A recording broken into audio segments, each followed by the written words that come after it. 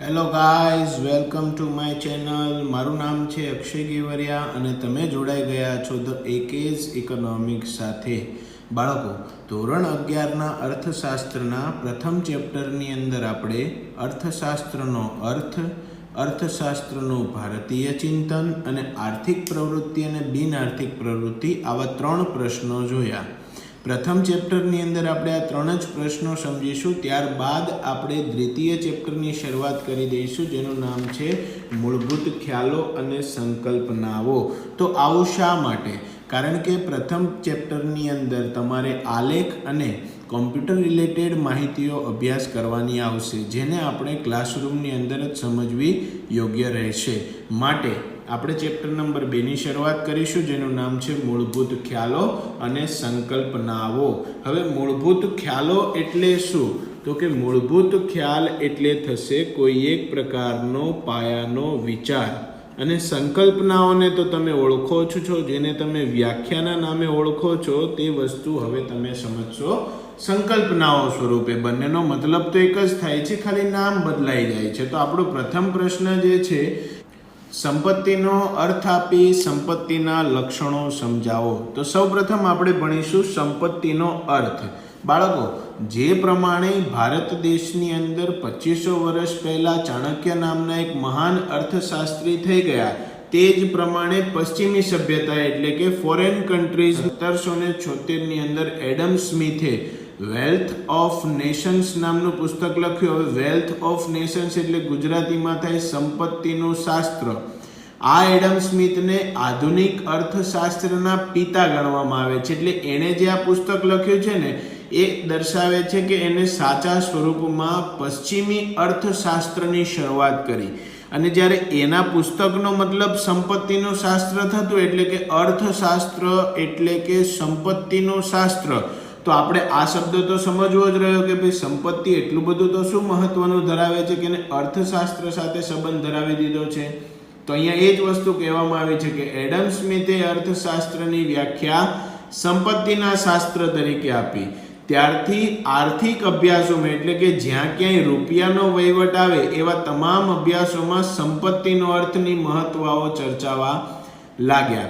એક બીજા પણ અર્થશાસ્ત્રી પશ્ચિમી સંસ્કૃતિની અંદર થઈ ગયા, જેનું નામ છે આલ્ફ્રેડ માર્શલ. અર્થશાસ્ત્રની અંદર સૌથી વધારે સંકલ્પનાઓ અથવા તો વ્યાખ્યા આપનાર વ્યક્તિ એટલે કે આલ્ફ્રેડ માર્શલ. અને એણે શું કીધું સંપત્તિની વ્યાખ્યા આપતા? અમુક વાત કે જે વસ્તુ ઉપયોગી હોય.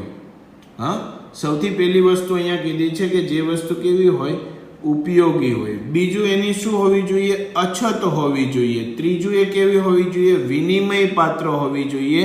અને ચોથું અને સૌથી છેલ્લું, વ્યક્તિગત માલિકી થઈ શકતી હોવી જોઈએ. દાખલા તરીકે અહીંયા ઉદાહરણ સ્વરૂપે આપણે લઈએ કે કોઈ ઘર, બરાબર, તો સૌથી પહેલા ઘર ઉપયોગી છે?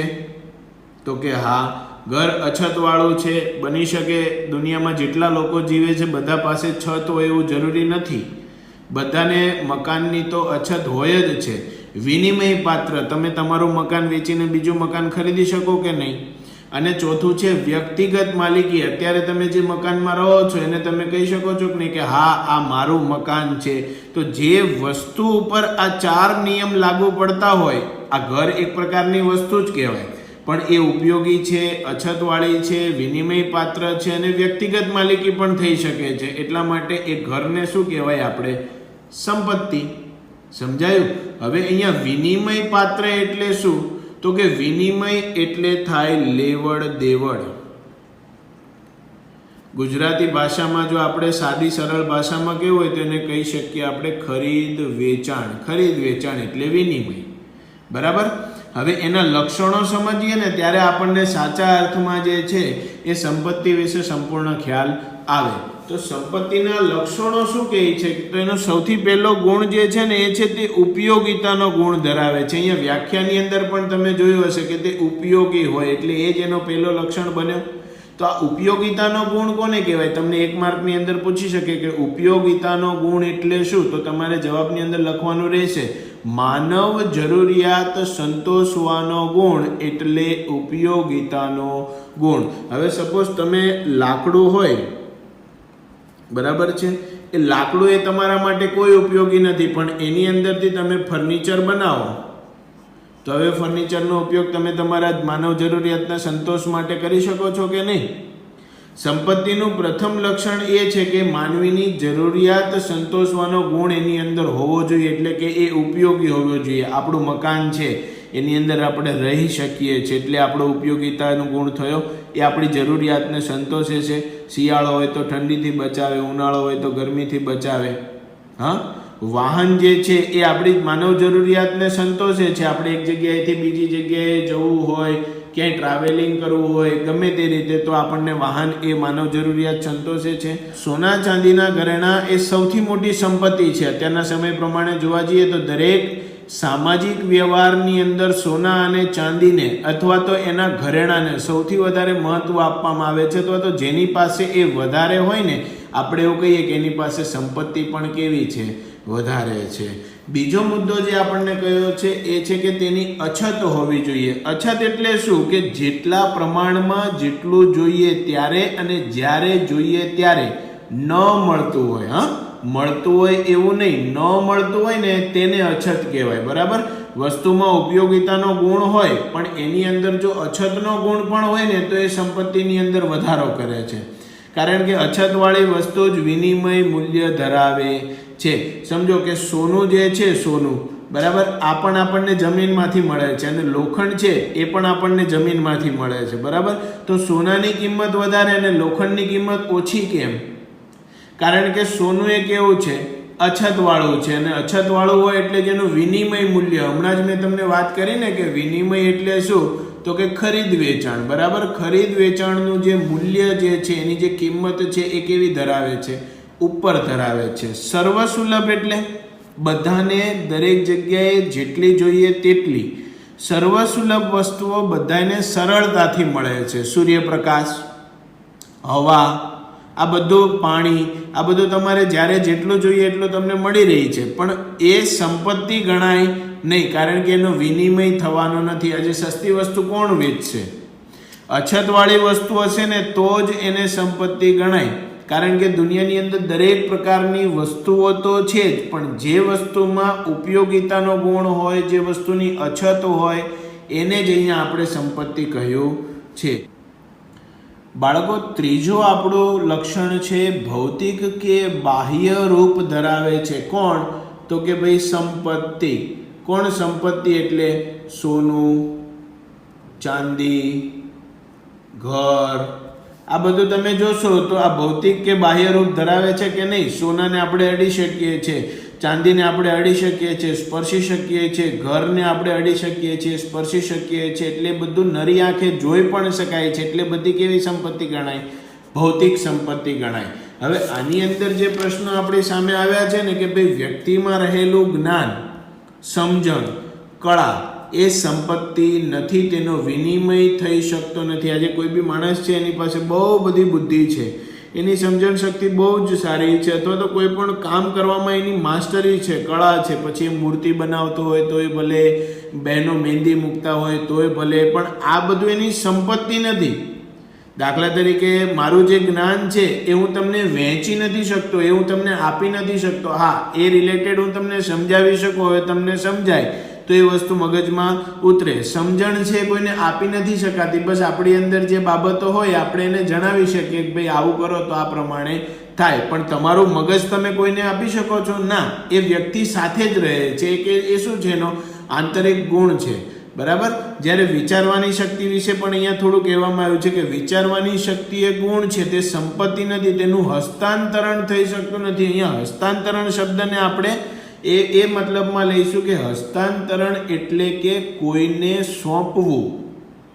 હા, વિચારવાની શક્તિ એ શું છે? તમારો ગુણ છે. ગુણ ક્યારે કોઈને ના આપી શકાય, એટલે આપણી સંપત્તિ બનતી નથી. અને સૌથી મોટી વસ્તુ શું કે આ બધું ભૌતિક સ્વરૂપમાં નથી રહેલું. જ્ઞાન દેખાય છે, સમજણ દેખાય છે, કળા દેખાય છે, આપણે જે મગજમાં વિચારો છો એ દેખાય છે, નથી દેખાતું, એટલે એ તમે કોઈને આપી નથી શકતા. એનું બહુ સરસ ઉદાહરણ લઈને અહીંયા પાછી ફરીથી વાત કરી છે કે વૈજ્ઞાનિક છે કોઈ શોધ કરે અને ચોક્કસ સ્વરૂપમાં એને રજૂ કરે તો એની માલિકી થઈ શકે. દાખલા તરીકે કોરોનાનો સમય આવ્યો તો તમે અહીંયા જોયું હશે કે ભાઈ ઘણા આઈટી એન્જિનિયરોએ રોબોટ્સ બનાવ્યા હતા પેશન્ટ સુધી ખાવાનું પહોંચાડવા માટે. આપણો જે નર્સિંગ અથવા આપણા ફ્રન્ટલાઇન વોરિયર છે એ લોકોને આ સંક્રમણનો શિકાર ન બનવું પડે એના માટે એવા રોબોટ બનાવ્યા કે જે ખાવાનું લઈને દર્દી સુધી જાય. પણ હવે જો એ માણસે ખાલી એનો વિચાર જ કર્યો હોત તો એ ક્યારેય મશીન બનાવી શકત નહીં. એ વિચાર કરીને એને ચોક્કસ સ્વરૂપમાં રજૂ કરીને એક રોબોટ દીધો ને સરકારને કે ભાઈ આ રોબોટ છે આને તમે ચલાવો. તો કે આ રોબોટ કોનો છે? એ વ્યક્તિ કહેશે મારો છે, તો એની માલિકી પણ થઈ ગઈ. તો હવે એ રોબોટ એની સંપત્તિ છે, પણ એ વ્યક્તિએ જ્યારે વિચાર્યું કે હું આવો રોબોટ બનાવું એટલે કે વૈજ્ઞાનિક તેનું જ્ઞાન અને વિચારવાની શક્તિ એ કોઈને આપી શક્યો ખરા? ના. માટે એ સંપત્તિ બનતી નથી. મતલબ તમારે એટલું જ વિચારવાનું બાળકો કે જે વસ્તુ અથવા જે વિચાર આપણા મગજ સુધી સીમિત રહી છે એ ક્યારેય સંપત્તિ બનતું નથી. તમારે જો સંપત્તિ બનાવવી હોય તો તમારા મગજના માનસિક વિચારોને તમારા કાર્યની અંદર જ્યારે તમે અપ્લાય કરશો ત્યારે તમારી સામે એક ચોક્કસ સ્વરૂપની વસ્તુ બનીને સામે આવશે. ગાડી બનાવવાનો વિચાર આવે તો એ સંપત્તિ નથી, પણ તમે ગાડી બનાવો અને વેચો તો તમને આવક થાય એટલે એ સંપત્તિ તમારી થઈ શકે છે. ચોથો બહુ સરસ મુદ્દો છે આપણો, વિનિમય પાત્ર હોવી જોઈએ તો જ લોકોની સંપત્તિની અંદર વધારો થાય. અહીંયા મારું એવું પર્સનલી માનવું છે, કેમ કે સામે બીજી વસ્તુ મેળવી શકાવી જોઈએ. સંપત્તિ વ્યક્તિની વર્તમાન તથા ભવિષ્યની જરૂરિયાતો મેળવી આપવામાં મદદરૂપ થાય છે. હવે આ ઉપરના બે મુદ્દા સમજવા માટે તમારે સૌથી પહેલા ઉદાહરણ સમજવું પડશે કે દાખલા તરીકે વર્તમાન મકાન જે છે, દાખલા તરીકે મકાન વર્તમાનમાં જરૂરિયાત સંતોષે. તમે જે મકાનમાં અત્યારે રહો છો એ તમારી જરૂરિયાત અત્યારે સંતોષે છે, બરાબર છે. પણ ભવિષ્યમાં જો તમને એ મકાન નાનું પડે અથવા તો કોઈ બીજી તમારી સારી સુવિધા થઈ ગઈ હોય રહેવા માટેની, તો ભવિષ્યમાં તમારું જે અત્યારનું મકાન છે એને વેચીને તમે તમારી બીજી જરૂરિયાતોનો પણ સંતોષ કરી શકો કે નહીં? સમજી લો કે મકાન જે છે આપણી પ્રોપર્ટી કહેવાય, બરાબર. એની અંદર આપણે વર્તમાનમાં રહેતા હોય એટલે કે આપણી જરૂરિયાત સંતોષતા હોય. હવે ઓચિંતાનું કોઈ દવાખાનું અથવા તો એવું આકસ્મિક કામ આવી ગયું કે એની અંદર આપણે બહુ જ રૂપિયાની જરૂર પડે છે, તો એ ભવિષ્યની જરૂરિયાતને સંતોષો તમે તમારું મકાન વેચીને એટલે તમને રૂપિયા મળે. હવે એ જરૂરિયાત સંતોષાઈ ગઈ અને તેમ છતાં પણ રૂપિયા તમારી પાસે બચ્યા છે, તો ફરી પાછું તમે કોઈ નવું મકાન ખરીદી શકો છો કે નહીં? જો સંપત્તિ વેચાતી ના હોય અને એને ખરીદી ના શકાતી હોય તો લોકોની સંપત્તિની અંદર વધારો થાય ખરા? ના થાય. જેને નાનું મકાન હોય એને મોટું મકાન થાય ખરા? ના થાય. જેની પાસે ઓછું સોનું અને ચાંદી હોય એની અંદર વધારો કરી શકે ખરા? ન કરી શકે. કેમ? તો કે એનું ખરીદ વેચાણ તો તમારે રાખવું જ પડશે અને તો જ એ સંપત્તિ ગણાય, કારણ કે જેટલી વેચાશે ને એટલી એની કિંમત વધશે. હા, અહીંયા પછી પાંચમો અગત્યનો મુદ્દો કયો છે આપણને? ટકાઉપણાનો ગુણ. બાળકો આ છેલ્લો મુદ્દો છે. સોનું, જમીન, મકાન, શેર આ બધી આપણી સંપત્તિ છે, આપણે આગળ પણ સમજી ગયા. જ્યારે શ્રમિકનો શ્રમ, તમારે ત્યાં કોઈ મજૂર આવતો હોય, તમે કોઈ કંપની ચલાવતા હોય અને ત્યાં કોઈ શ્રમિક કામ કરતો હોય તો એની જે મહેનત છે, હું તમને ભણાવું છું એટલે કે શિક્ષકનું શિક્ષણ, પછી ખેડૂતો દ્વારા ઉત્પાદિત નાશવંત વસ્તુ એટલે કે ઘઉં, ચોખા, બાજરી, જુવાર આ જેટલી બી વસ્તુઓ ઉગાડી છે, બરાબર. આ નાશવંત વસ્તુ એટલે શું? કે જેને વપરાશ કરો ને તો એ ખૂટી જાય અને ના વપરાશ કરો ને તો અમુક સમય પછી એ ચોક્કસથી બગડી જાય, કાં તો એ વપરાશ યોગ્ય રહેતી નથી. દાખલા તરીકે અનાજની વાત કરીએ તો અનાજ કંઈ વર્ષો વર્ષ ટકતું નથી. એ 4 મહિના, 6 મહિના, વર્ષ, દિવસ, બસ પછી એ બગડી જાય છે, તો એને સંપત્તિ કહેવાય નહીં, કારણ કે લાંબા સમય સુધી ટકતી નથી. જો સોનું હોય, ચાંદી હોય, જમીન હોય, મકાન હોય, શેર હોય, આ બધાને તમે 5 વર્ષ, 10 વર્ષ, 25 વર્ષ, 50 વર્ષ મૂકી રાખો, એમનેમ જ રહેશે, એનો કોઈ નાશ થવાનો નથી. માટે એને સંપત્તિ ગણાય છે. એની અંદર ટકાઉપણાનો ગુણ તો હોવો જ જોઈએ. જો નાશવંત વસ્તુઓ લાંબા ગાળા સુધી ટકે તેવી વ્યવસ્થા શોધાય તો આજે જે સંપત્તિ નથી તે આવતીકાલે સંપત્તિ બને. હવે અહીંયા શું કહેવા માંગે છે કે જો અહીંયા દાખલા તરીકે કહ્યું છે કે ખેડૂત હોય, કોઈ ખેડૂત દાખલા તરીકે એને લીંબુનું વાવેતર કર્યું, બરોબર છે. આપણને બધાને ખબર છે કે જ્યારે ખેડૂત એનું વાવેતર કરે અને બજારમાં વેચવા જાય ત્યારે એનો ભાવ ખૂબ જ ઓછો મળે, કારણ કે એની જેવા ઘણા બધા ખેડૂતો એ એક જ પ્રકારની વસ્તુઓ વેચવા માટે બજારની અંદર આવી જતા હોય છે. પણ એક ખેત ઉત્પાદનનો જો એ કોલ્ડ સ્ટોરેજ જેવી ટેકનોલોજીમાં ઉપયોગ કરે, બરાબર, આ લીંબુ છે એ અત્યારે વર્તમાનમાં ના વેચે, જ્યારે એનો 20 રૂપિયા કે 30 રૂપિયા બજાર ભાવ ચાલતો હોય ત્યારે એ ના વેચે અને એ એવું વિચારે કે આ લીંબુને હું કોલ્ડ સ્ટોરેજની અંદર મૂકી દઉં, ભલે ને 50 રૂપિયા એનું ભાડું ચડતું, તો પણ એ 50 અને 30 રૂપિયા એની પડતર કિંમત, એટલે 80 રૂપિયા લીંબુ કિલોએ ખર્ચો બેસે આપણો ટોટલ. હવે એ જ લીંબુ જ્યારે બજારની અંદર લીંબુની સંપૂર્ણપણે અછત ઊભી થઈ જશે ત્યારે પોતે કોલ્ડ સ્ટોરેજમાં જશે અને પોતાના લીંબુનો સ્ટોક બજારની અંદર મૂકશે, ત્યારે મિનિમમ 200 થી 300 રૂપિયાના કિલો ભાવે જ્યારે વેચાશે ત્યારે જે વસ્તુને એને 30 રૂપિયા મળવાના હતા કિલો લેખે, એમાં 50 રૂપિયાનું રોકાણ કર્યું અને એની અંદર ટકાઉપણાનો ગુણ એને એડ કર્યો આ કોલ્ડ સ્ટોરેજ જેવી ટેકનોલોજીથી, તો અત્યારે એ 30 રૂપિયાને બદલે 300 રૂપિયા કમાવા માટે સક્ષમ થઈ ગયો. તો હવે આ વધારાનો નફો જેટલો બી મળ્યો એનાથી એ સોનું, જમીન, મકાન, શેર આ બધી જ વસ્તુ ખરીદી શકશે કે નહીં? જો સંપત્તિમાં ટકાઉપણાનો ગુણ આવી જાય તો એ આટલું કારગર સાબિત થાય છે. તો બાળકો, આ હતું આપણું આખો સંપત્તિનો અર્થ અને તેના લક્ષણો.